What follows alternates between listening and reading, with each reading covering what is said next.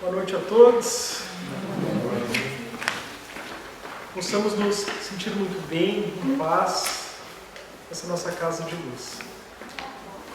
Então, antes de iniciarmos alguns avisos de praxe, a nossa casa espírita, todas as quartas-feiras, às 20 horas, e aos domingos, às 19 horas e 30 minutos, possui este trabalho de palestras e passes.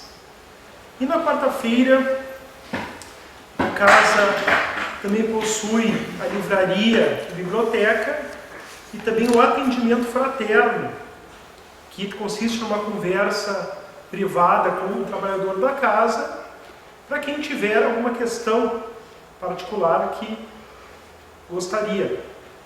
Basta comparecer um pouquinho mais cedo nas quartas-feiras. Também nas quartas-feiras iniciou na primeira semana deste mês de setembro um novo grupo de estudos, ao qual ainda é possível integrar.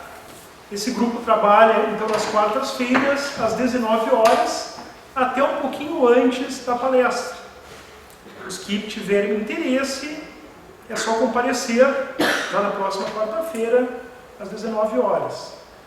A nossa casa espírita está na internet, no Facebook e num blog, os dois integrados. E neste blog, algumas palestras que são feitas aqui na casa e que são filmadas, estão sendo postadas. O endereço é espiritasarandi.wordpress.com. Depois, para quem tiver alguma dificuldade, alguma dúvida, podemos passar o endereço certinho escrevendo.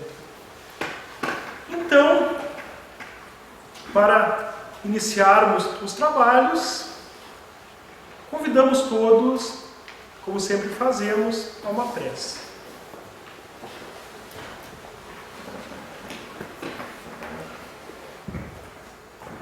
Então, queridos irmãos, vamos neste momento procurando uma posição confortável nas poltronas, fechar os nossos olhos, se assim quisermos, procurando nos integrar nessa psicosfera de oração, agradecendo a Deus e a espiritualidade maior, essa oportunidade que estamos tendo de mais uma vez nos reunir nesta casa de luz, nesta casa de oração, rogando a eles, nossos irmãos espirituais que trabalham conosco, que possamos, nessa noite, encontrar o esclarecimento que necessitamos, o apoio energético, a luz, o discernimento e tudo mais que nos traz a esta casa de luz. Que assim seja.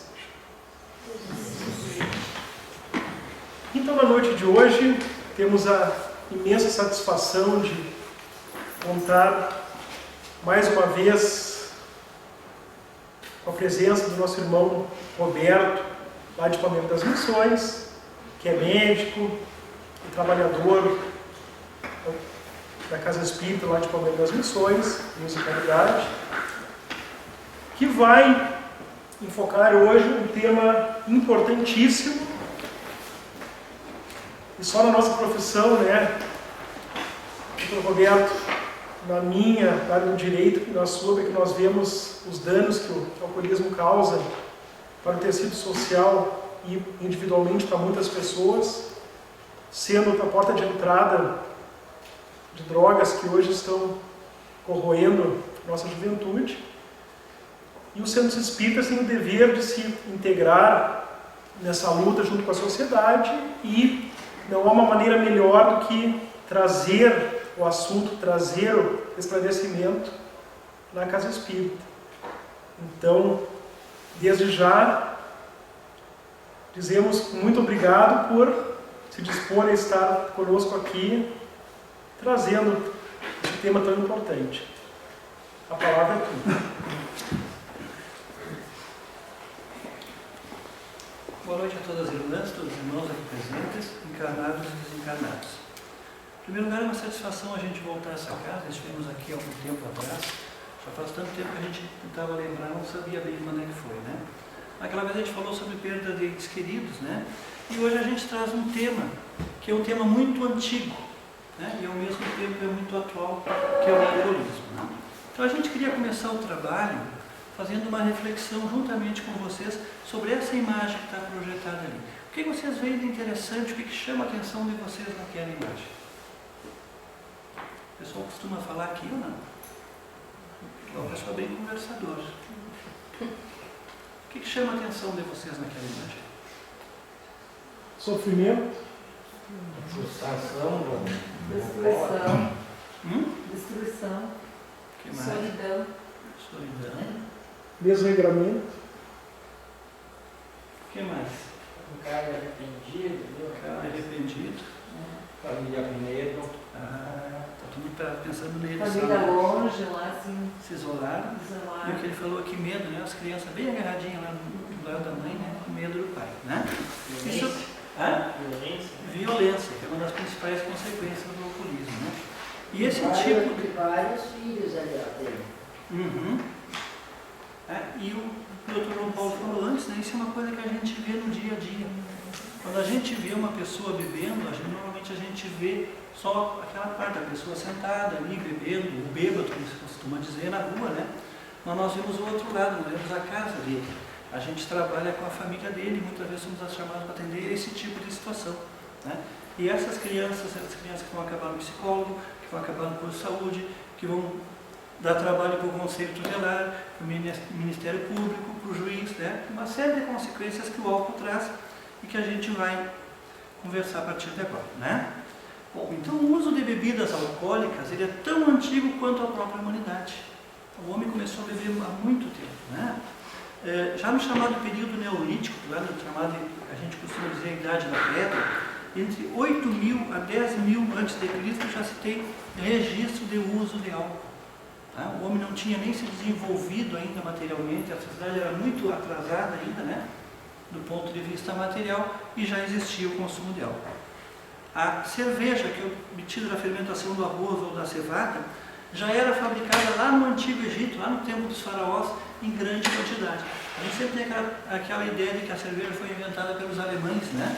A gente associa a cerveja com os alemães. Mas os antigos egípcios já fabricavam a cerveja, né? Há mais de 5.000 anos também, né? E a expansão do consumo do álcool, então, que já é conhecido desde a antiguidade, ele foi se expandir na Europa Ocidental, no mesmo tempo que o cristianismo também estava se propagando, né? Estava se difundindo, e ao mesmo tempo que o cristianismo considerava o consumo do álcool como um vício pagão, mesmo assim ele continuou se expandindo, né? E já na Idade Média, lá no século XI, lá pelo começo do ano 1000 e alguma coisa, foi descoberta a técnica da destilação. Foram inventados os primeiros alambiques, e a partir daí começou a se obter bebidas com teor alcoólico mais alto, né? Que foi trazendo assim agravamentos que as outras bebidas, as fermentadas não traziam para o organismo de quem consome. Vocês acham que no Brasil o consumo do álcool é incentivado? Com certeza. Tem certeza mesmo? Eu achei que não era. Então é realmente uma das coisas mais incentivadas, né? Aqui no Brasil, em qualquer cidade que você ande, em qualquer esquina, tu vai achar um bar com as portas abertas convidando as pessoas a beber, né? Na televisão, quais são as propagandas mais bonitas? Cigarro não tem mais problema. Infelizmente proibiram só o cigarro, não proibiram uma das bebidas, né? Mas as melhores propagandas sempre são as de carros, né? e as de bebidas, principalmente as de bebida, né? Aí aparecem os caras bonitão, sarato, como o pessoal fala, as mulheres bonitas, né? Com a cerveja do lado, né? Então, é um consumo, digamos assim, um incentivo ao consumo, né? Quando a gente vai num restaurante, qual é a primeira coisa que o garçom pergunta pra gente? Vai beber o Aperitivo. quê? Nunca pergunta o que a gente vai comer, né? Tu sentou na mesa e eles perguntam o que você vai beber. Você vai atrás do cardápio para escolher o tipo de comida que você quer. Mas a primeira pergunta é essa: o que vocês vão beber? Né? Então, são muito claros os incentivos que a gente tem ao álcool, né? E a cada segundo os canais de televisão estão convidando as pessoas a beber, né? Para isso os canais, né, a indústria de bebida, né, investe bilhões de dólares para vender essa droga legal, que é uma droga, né? Ao mesmo tempo que o governo gasta outros tantos bilhões para curar as doenças que o alcoolismo causa, como a cirrose do fígado, a encefalopatia alcoólica. Isso sem esquecer as consequências que são, outras consequências são as vítimas do trânsito, né, que são muito frequentes também, muito associadas ao alcoolismo. O alcoolismo é a terceira doença que mais mata no mundo. Não é pouca coisa, né? E no Brasil, 15% da população adulta é considerada dependente do álcool. Nós temos hoje quase 200 milhões de habitantes no Brasil. Não dá para 200 milhões, seria 30 milhões de dependentes. Isso meio ruim na matemática, mas eu acho que é isso, né? Em torno de 30 milhões de dependentes. E estima-se que 10% das mulheres e 20% dos homens aqui no Brasil façam uso abusivo do álcool. Não é que aquele que bebe lá de vez em quando. E não é se é alcoólatra ainda, bebe excessivamente, mas ainda não se tornou alcoólatra. A gente vai ver essa diferença depois, né? Ao mesmo tempo, se sabe que no Brasil 5% das mulheres são alcoólatras, ou seja, apresentam a síndrome de dependência do álcool, e 10% dos homens já são alcoólatras. De cada 10 homens, um é alcoólatra, de cada 20 mulheres, uma é alcoólatra. É um número alarmante, né? E o número o consumo, digamos assim, de bebidas alcoólicas inicia geralmente na juventude, numa faixa cada vez mais jovem. Os mais antigos, como eu, né, vão lembrar que no nosso tempo ninguém botava um gole de álcool na boca antes de completar 18 anos. O pai não deixava o filho beber antes de completar 18 anos. Né? Hoje não, hoje as crianças começam a beber com que idade? 12, 13. 11, 13. Infelizmente, isso não é digamos assim, um privilégio, entre aspas, de nós brasileiros. No mundo inteiro está sendo assim. Exceto nos países árabes, países muçulmanos, onde é proibido o consumo de bebida, que ninguém bebe, né? Mas nos outros países também é assim. Eu tenho uma filha de 18 anos que faz intercâmbio na Áustria, e ela me conta que lá todos os adolescentes, todos a gurizada nova bebem. E que aqui no Brasil a lei permite a bebida a partir dos 18 anos. Menor de 18 anos não pode beber, não pode chegar num bar. Eles podem já aos 16. A minha casa, há 8 dias está parando na minha casa, um outro rapaz intercambista que veio do Equador, que vai completar 18 anos agora sábado, ele contando que no país dele também, há 12, 13 anos, já está todo mundo bebendo. Infelizmente, no mundo inteiro está sendo assim.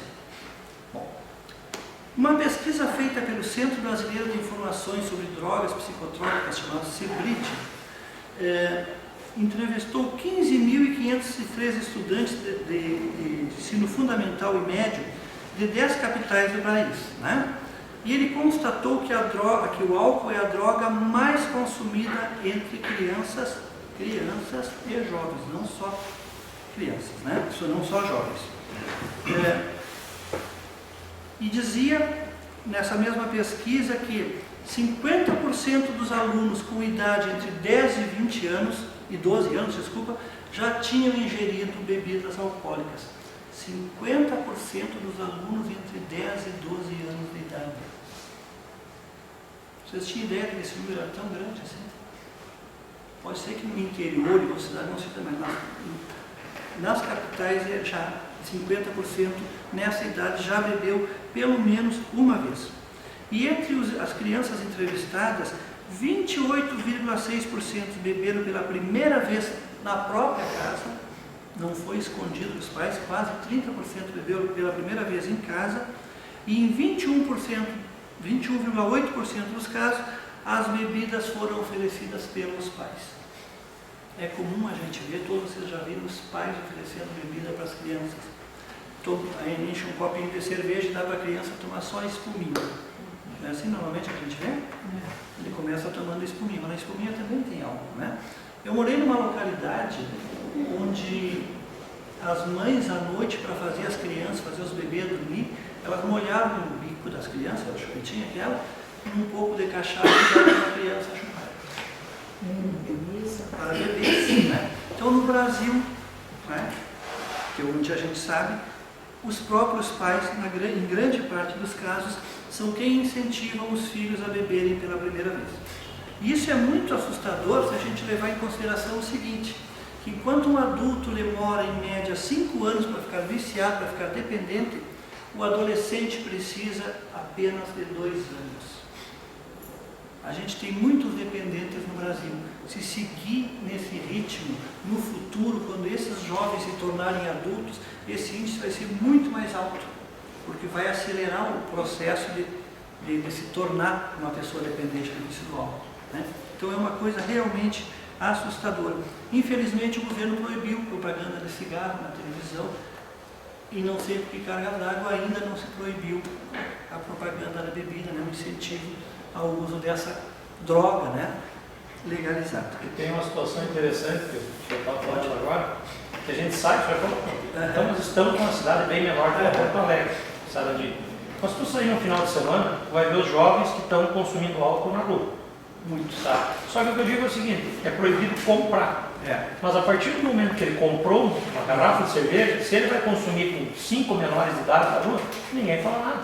Ele pode ter 18, mas os outros podem ter 12. E os que estão consumindo, ninguém, não existe uma autoridade que tome uma atitude de ver um jovem menor de idade com um copo de cerveja na mão e vai lá tomar uma atitude. Então isso que acaba também auxiliando. Tem uma coisa que eu considero pior ainda, as mães, os pais fazem uma festinha de aniversário do filho e compram caixas e caixas de cerveja, às vezes para comemorar o aniversário de 1 ano.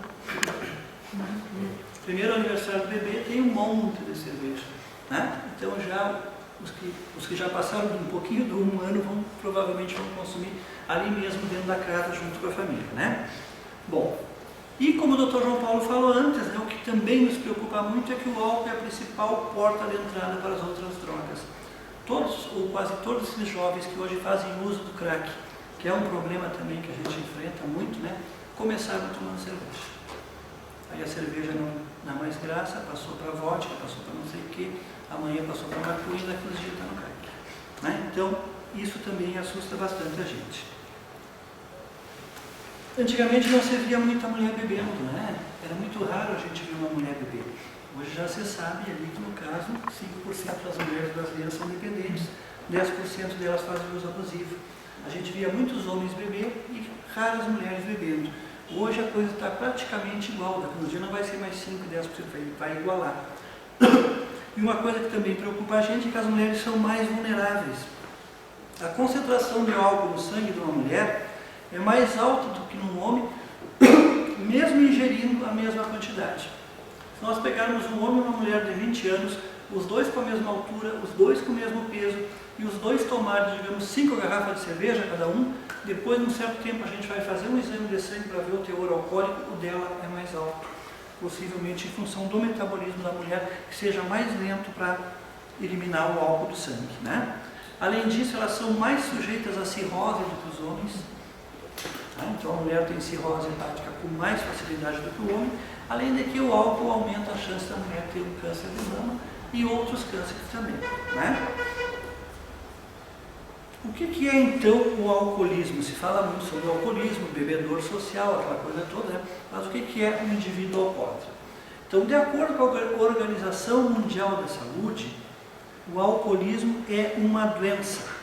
Antigamente se dizia que o cara que bebia não sem vergonha, era marginal, aquela série de conceitos, né, depreciativos que a gente usava, e hoje a gente sabe que não, aquele indivíduo não é um indivíduo sem vergonha, ele não é um marginal, ele é uma pessoa que tem uma doença, assim como o outro tem epilepsia, o outro tem diabetes, o outro tem pressão alta, aquele indivíduo tem uma doença chamada alcoolismo, né?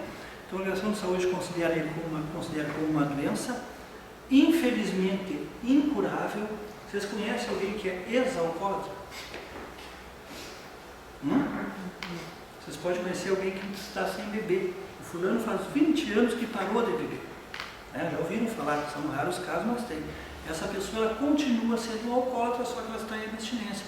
A partir do momento que ela tomou o primeiro golinho, vai voltar tudo de novo, né? Aí que vem a recaída, o cara faz o tratamento, começa a tomar aos pouquinhos e acaba indo para o mesmo lugar que ia sempre, né? Além de ser incurável, ela é uma doença progressiva, ela vai se agravando, né? E quase sempre é fatal, quase sempre vai levar ao óbito, né?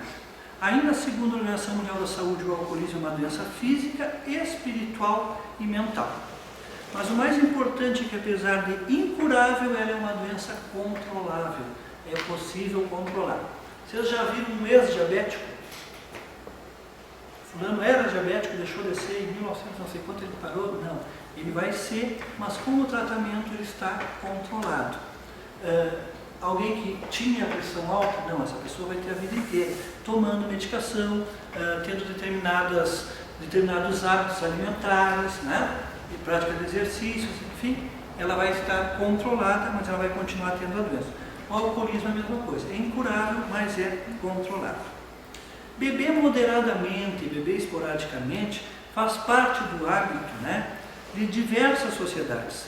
O difícil é a gente delimitar o limite entre o beber social e o uso abusivo, né? E mais ainda em relação a ciclo de abstinência. Todo mundo diz que bebe socialmente, né? Bebe socialmente. Uma colega minha dizia exatamente isso, quem bebe socialmente, né? Mas muitas pessoas bebem realmente socialmente.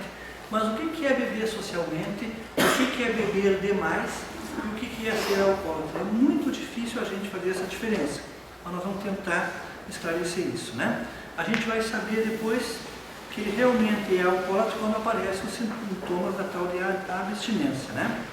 Bom, quando a pessoa não consegue ficar sem a bebida, vai apresentar uma série de sintomas de abstinência, né, que são sintomas de dependência. Nesse caso, ele pode ser considerado como um indivíduo já alcoólatra. Então, a abstinência seria a falta que o organismo sente do álcool, né, depois de um tempo de uso prolongado em doses não pequenas. E aí a gente define o que é um indivíduo alcoólatra. O indivíduo alcoólatra é aquele que o álcool para ele já causa um prejuízo social ou um prejuízo pessoal pelo abuso da bebida. O que é um prejuízo pessoal?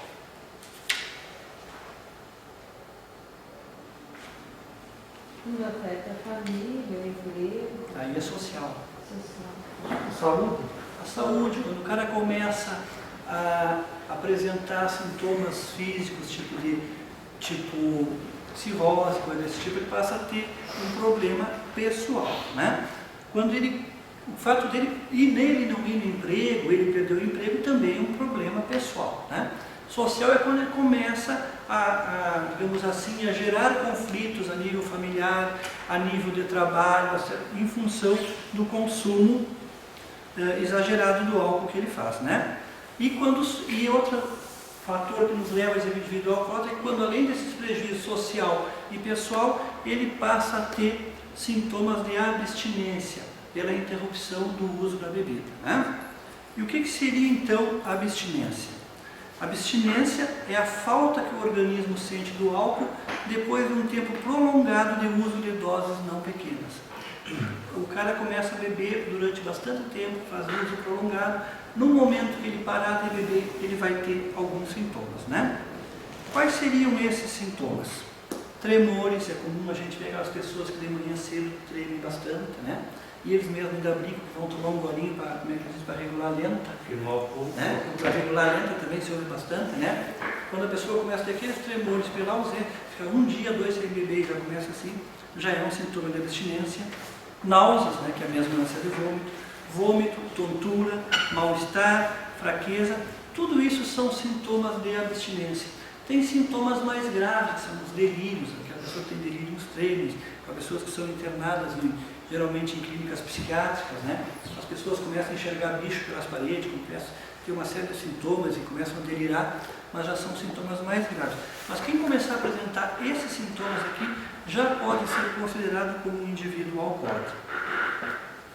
Um outro indicativo de que a pessoa é dependente é o fato de que ela tem que aumentar cada vez mais a dose para alcançar o mesmo efeito, sentir o mesmo prazer que ela sentia antes.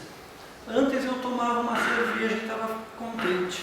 Hoje eu tenho que tomar 2, amanhã eu tenho que tomar 3, no outro dia eu tenho que passar a tomar cachaça, coisas mais fortes. Então, esse fato da pessoa ter que estar aumentando constantemente a quantidade de bebida que ela ingere, também é um indicativo de que ela é uma pessoa alcoólatra. Outra coisa também que não tem como a gente saber, que também é muito preocupante, é que a gente não tem como dizer quem é e vai ser o resto da vida um bebedor social e quem é hoje um bebedor social e amanhã vai ser um alcoólatra. Quando a gente nasce, nós não, mas agora nós temos como fazer, quem tem filhos pequenos, levam os filhos lá no posto de saúde para fazer uns testes. Que testes que fazem? Teste do pezinho, para ver o quê?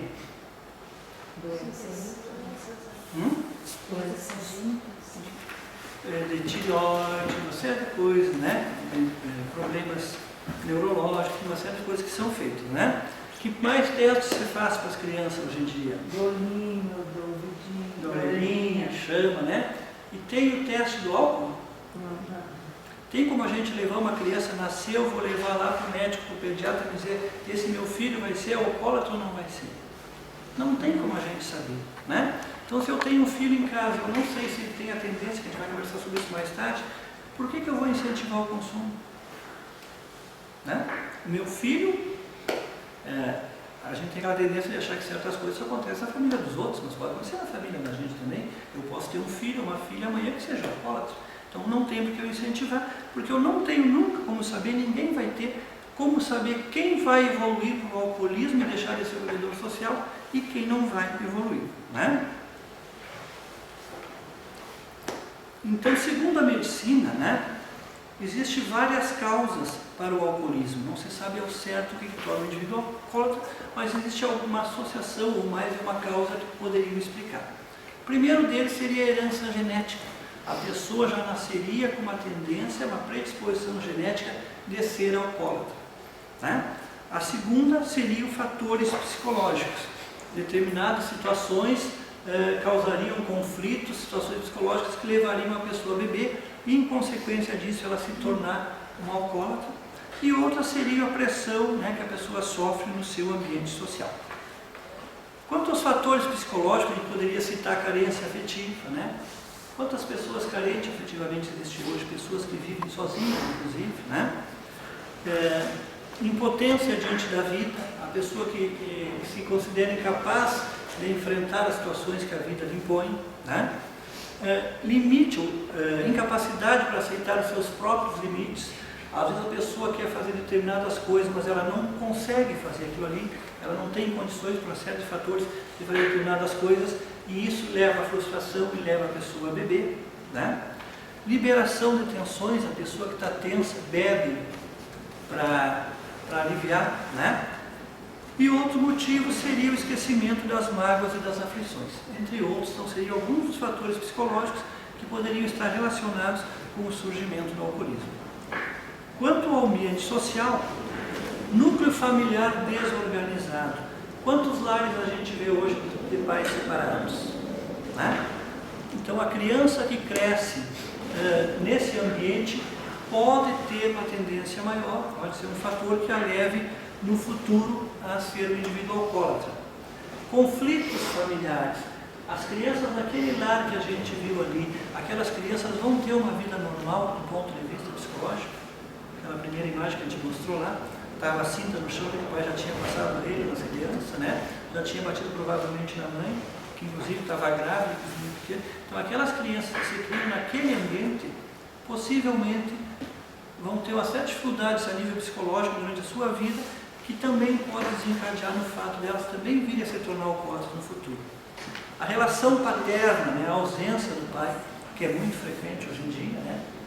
O Rio Grande do Sul é um dos estados, até agora publicou um artigo sobre isso, com o maior número de mães de lares sem pais, né? E é um índice altíssimo, eu não consigo lembrar agora, mas é um índice muito alto. Outra coisa é a influência do pai. O meu pai bebia. O primeiro exemplo vem da onde? É o espelho, né? É? É o espelho. Exato, né? O meu pai bebia. O meu pai, graças a Deus, não bebia. Nunca bebeu, né? Então, agradeço muito a ele por isso, né? Mas nos lares onde é comum o pai beber, a criança vai fazer exatamente o que o pai fazia, né? Relações no ambiente de trabalho, a pessoa que não está satisfeita no seu ambiente de trabalho. E o ambiente de trabalho quase sempre é conflitivo. Eu desconheço um ambiente de trabalho onde não existam conflitos, né? Vivemos num mundo de provas e expiações que é um mundo de conflitos. Por que o ambiente de trabalho seria diferente? Desemprego, que graças a Deus hoje já diminuiu bastante em relação ao que era um tempo atrás. Se vê menos pessoas desempregadas do que a gente via, era uma outra coisa que levava a pessoa a beber. E a insatisfação com a sua condição pessoal. A pessoa queria ter um nível social econômico mais alto e nem sempre consegue. Isso também faz com que muitas vezes a pessoa vá beber, né? Bom, falando um pouco sobre os aspectos médicos do alcoolismo. Então, o abuso do álcool vai causar inúmeras doenças físicas e psíquicas, né? Entre elas, entre as psíquicas, podemos citar a apatia, o tédio, a depressão.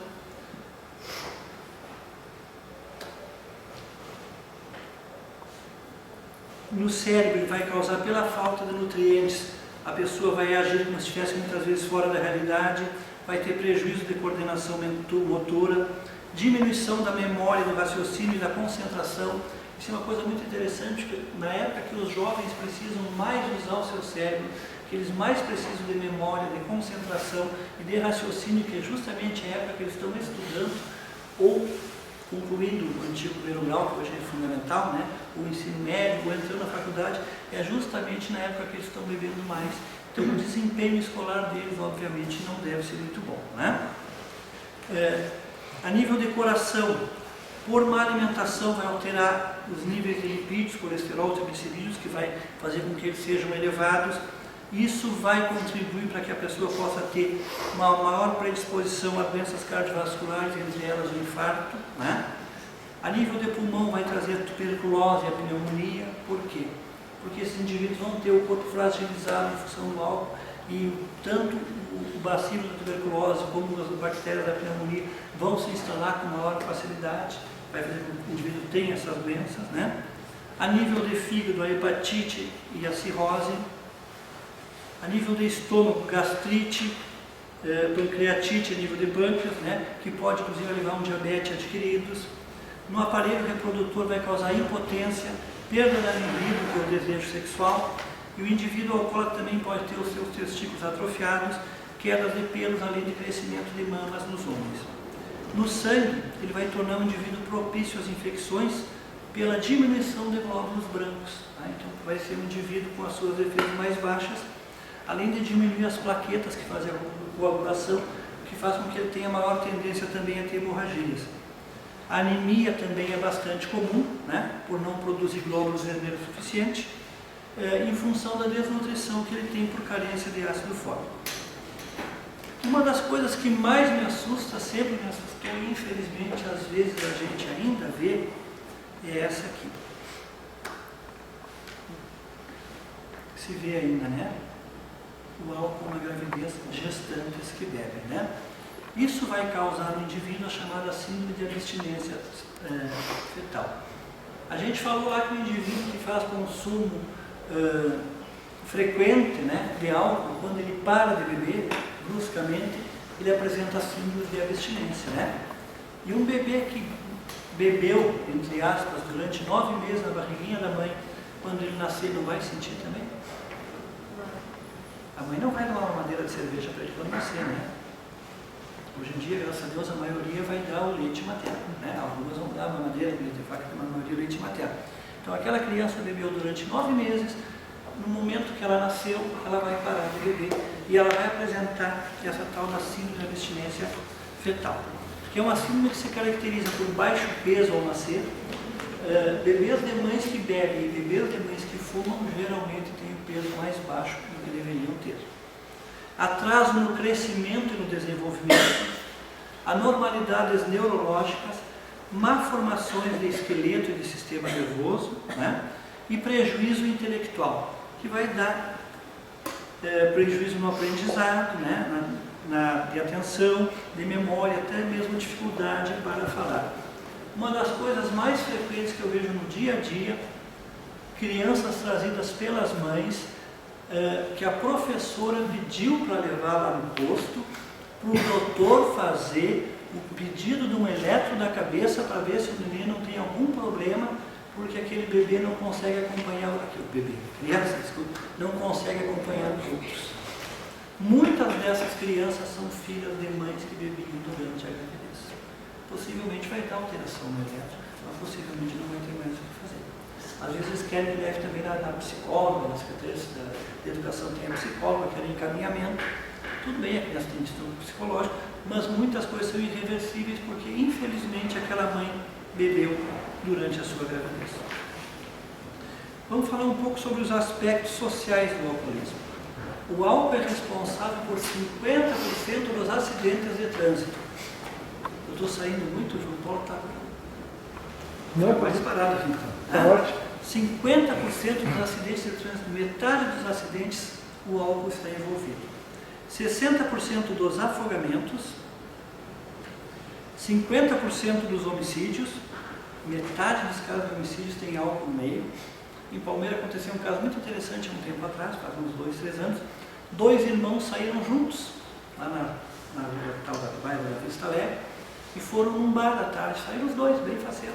Chegaram lá, beberam, um matou o outro. Não tivesse bebido, não teria acontecido provavelmente, né? Então, saíram lá irmãos abraçados, assim, voltou um preso e o outro morto, em função do consumo do álcool, né? E quantos casos parecidos a gente vê aí? 25% dos homicídios, 30% dos estupros e 60% dos casos de violência contra a criança. Infelizmente eu não achei dados sobre violência contra a mulher, que é uma das coisas que mais se vê e que eu não consegui ver quanto por cento está relacionado ao uso do álcool. Acho que deve ser bem mais do que 60% relacionado à violência contra a criança, né? Então, outra coisa que a gente já falou um pouco, só repetir, é que o álcool interfere no processo de concentração, não só para quem estuda, como também para quem está trabalhando, né? E é justamente na faixa de maior produtividade do indivíduo, ou seja, entre os 25 e os 45 anos de idade, que há o maior consumo de álcool. O indivíduo que bebe tem baixa produtividade do salário, né? Além de produzir prejuízo para a empresa que está pagando o salário, né? Muitas vezes vai redundar na demissão daquele indivíduo e que, em função do álcool, também vai ter dificuldade para conseguir um novo emprego. Quanto aos crimes, uma pesquisa feita no estado de São Paulo, o número não é muito atual, de 1996, mas não deve diferir muito disso, nos diz que 41% dos crimes em São Paulo estavam relacionados com álcool e nos Estados Unidos já estava em 54% essa relação, né? Então, do ponto de vista da sociedade, o álcool é um problema muito grave. O alcoólatra provoca não só acidentes no trânsito, né, mas problemas graves à sua volta. E o maior prejuízo que ele causa é justamente na sua família, ou seja, na destruição de famílias inteiras. Quantas pessoas perderam a família em função do álcool? Né? Que o pessoal diz, a mulher botou ele para fora de casa. É a expressão que o povo normalmente usa, né? Então, em função do álcool, famílias inteiras são destruídas, né? Os efeitos do álcool na família. Comprometimento dos filhos. 80% desses filhos vão aprender a beber em casa. 21,8%, né? Os pais já os incentivavam o primeiro gole, né? E desses que bebem em casa, né? Cujos pais são alcoólicos, 80% deles, né, aprenderam a beber em casa, dos indivíduos que são alcoólatras hoje. Desestruturação do lar, que a gente já falou, separações conjugais, que a gente também já falou, e a violência doméstica, né? Tudo isso está relacionado com o uso do álcool.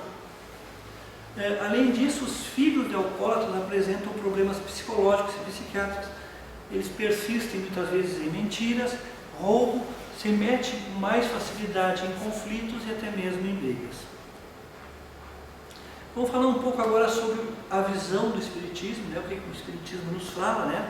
Os aspectos espirituais do alcoolismo.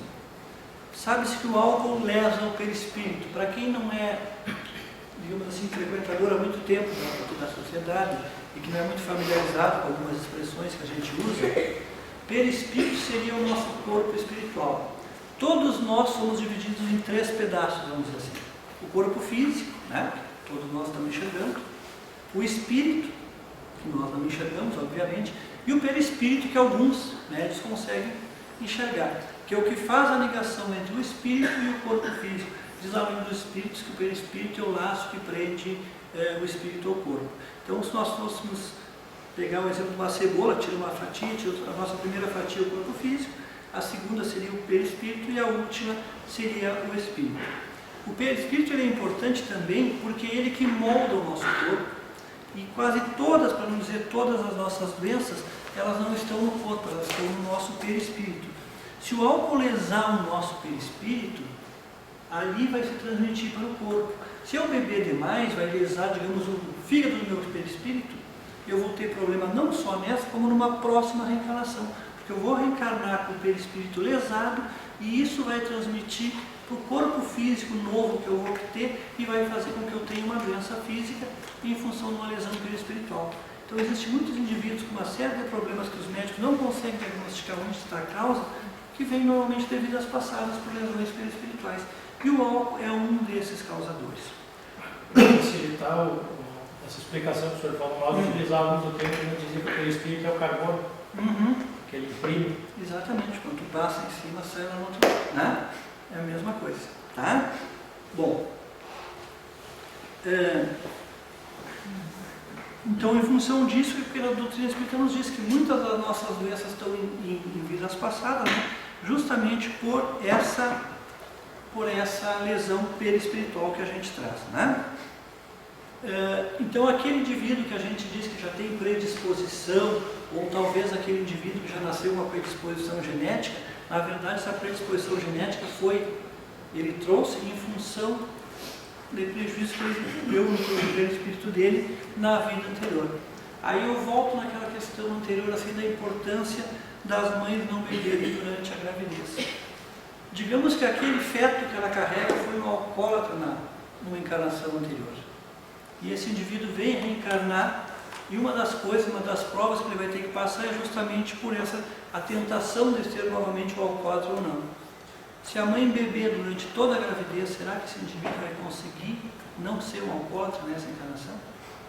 Vai ser muito difícil, né?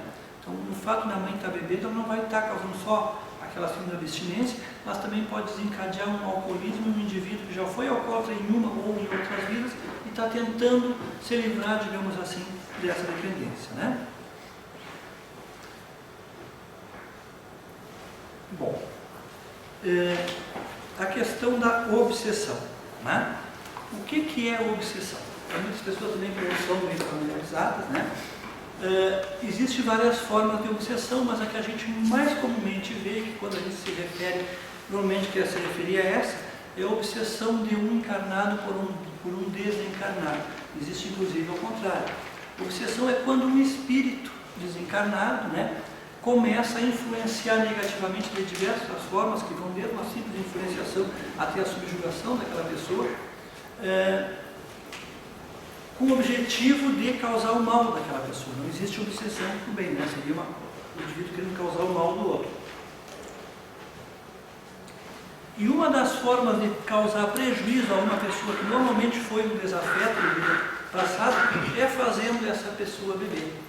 Tem um livro do André Luiz chamado Sexo e Destino, não sei se alguém aqui leu, o indivíduo que chega em casa e o espírito que está no obsessor dele querendo beber, começa a fazer com que ele sinta uma coceira na garganta ou algo parecido, vai influenciando, você está com sede, ele começa a sentir aquela coisa e ele inconscientemente levanta, vai no barzinho de casa, abre o uísque, serve lá uma determinada quantidade e toma sem ter vontade. Né? Então, muitas vezes o indivíduo é levado ao alcoolismo por obsessão, né? Por espíritos que foram inimigos deles em uma vida anterior. E muitas vezes esse espírito já chega depois e aproveita que o cara já é alcoólatra, já está a meio caminho para incentivar com que ele beba mais para, em outras palavras, destruir a vida daquele indivíduo. Alguns sinais de alerta, que praticamente grande parte, talvez, de nós aqui também façam uso de bebida, mesmo que socialmente, né? Quando é que a gente tem que ficar de olho que a gente pode estar passando um pouco do limite? Então, existem alguns sintomas, alguns sinais, desculpa, que nos dizem que está na hora da gente dar uma freada, né? Uma, quando a pessoa tem necessidade de álcool, pensa muito na bebida, está sempre pensando em álcool. É muito comum o cara vai fazer um churrasco, né? A primeira coisa que o cara pergunta, quem é que leva a cerveja? Ninguém pergunta quem vai levar carne, né? A primeira pergunta é da cerveja. Então, quando já faz qualquer coisinha, já pensa primeiro no álcool, ou pensa muito no álcool, tem aquela necessidade, já é um sintoma, já é um sinal de alerta. A pessoa que passa a beber escondida, os outros não veem que ela está bebendo, também é um sinal de alerta. Quando as brigas na família começam a se tornar mais frequentes, família onde não existe briga, onde não existe conflito, não existe. Né? Por menor que seja, sempre tem um conflitinho em qualquer família. Mas se a gente brigava uma vez por semana, começou a brigar 2 vezes por semana, 3 vezes por semana, começou a aumentar a frequência das nossas brigas, em função de que um dos dois, ou até os dois estão brigando, também já é um sinal de alerta. Né? Quando o indivíduo começa a faltar ao trabalho em função do uso de álcool. Vocês não têm ideia do que é segunda-feira no posto de saúde, segunda-feira pela manhã. O cara chega, me dói isso, me dói aquilo, e daqui a pouco ele não consegue, não é estado. É frequente. Né? Então, é uma das coisas. Quando começa a faltar o trabalho por causa da bebida, é um outro sinal de alerta. Quando a pessoa começa a beber pela manhã, já acorda e já vai beber. O cara que fica bêbado em toda a festa que ele vai. O rapaz foi lá e se embebedou lá no aniversário de 15 anos, tudo bem. Mas se ele vai em uma festa por semana, cada festa ele volta bêbado para casa, é um outro sinal de alerta. Colocar o álcool como prioridade, eu lembro o exemplo lá do churrasco, quem é que vai trazer a cerveja que nós vamos tomar, aquela coisa toda, né? A perda da liberdade para o ato de beber, quando o cara começa a beber praticamente sem querer já, ele não consegue mais controlar aquela vontade, já perdeu essa liberdade, é um outro sinal de alerta. E quando ele começa com a intenção de beber uma certa quantidade, e cada vez ele vai bebendo mais e não consegue se controlar. Eu tinha um amigo em outra cidade que eu morei, que ele chegava num bar, tinha 2 cervejas no bar, ele tomava as 2 e ia para casa. Se tinha 5, ele tomava 5. Se tivesse 20, ele ia até onde? Ele não tinha um limite do bar. Mas ele não era assim, ele chegava lá, só tinha um e tomava, que ia embora. Então, quando a pessoa chega ao ponto que ele chegou, que não tinha mais como se controlar na quantidade de doses, também é um sinal de alerta muito importante de que a pessoa já está se tornando um indivíduo alcoólatra, né? Bom, nós falamos que o álcool é uma doença crônica, né? Ela é progressiva, que é incurável, né? Mas apesar de ser incurável, ela é controlável. E o mais importante de tudo é que o álcool é uma doença, o alcoolismo é uma doença prevenível, a gente pode prevenir. A gente não tem como fazer a vacina, levar o bebê lá no posto com 2 meses de idade, já que eu vou fazer a gotinha, vou fazer a do teto, isso aqui, eu vou aproveitar e fazer a do álcool. Infelizmente não tem, mas a gente tem formas de prevenir, né? O que acharam dessa imagem ali? Bonita, né? Criança ainda mais. Deve ser lá na Alemanha, para aqueles lados lá, mas é bem bonita, né? Crianças, e vocês viram o tamanho do olhinho do bebê lá, também já está, né? Olhando para o copo de cerveja, né? Bom, então a gente combater um vício depois que ele já se instalou é uma coisa difícil, né? Mas a gente pode ajudar na prevenção, não apenas do alcoolismo, como qualquer outro vício, né? Então, como a gente falou também, é impossível a gente saber quem vai ser um alcoólatra e quem vai ser apenas um bebedor social. Então, nós conhecemos se alguém da nossa família, né, vai carregar uma predisposição ou não para o álcool. E essa predisposição pode ser potencializada já no primeiro gole, né? Então, por isso, né, nós queremos que todo indivíduo, principalmente o indivíduo que é espírita, que é consciente, não deve ter na sua casa o famoso barzinho. Se alguém tem, tudo bem, não tem. Então não tem o livre-arbítrio. Mas o que se aconselha é que não se tenha o tal do barzinho em casa. Tem uma história do Divaldo que ele foi visitar alguém em uma outra cidade e o cara tinha um barzinho na casa dele. E perguntou, e tu bebe? Não, é que era moda ter o barzinho. Não, um barzinho todo mundo tem, não sei o que e tal. Falei, tu sabe quem está bebendo no teu barzinho agora? Tem um monte bebendo ali, tem uns até caídos no chão, estão bebendo aquela bebida que você pagou, os desencarnados estão bebendo lá. Então eles iam lá e ficam emanando aqueles vapores que mal nas garrafas emanavam e se embriagavam os desencarnados, né? Então o bom é a gente não ter o tal do barzinho em casa, né?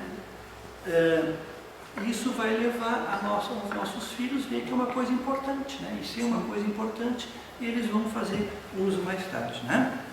Uma outra coisa também que hoje em dia, né, as nossas crianças já nascem, não se criam, na grande parte delas, sem uma orientação religiosa, né?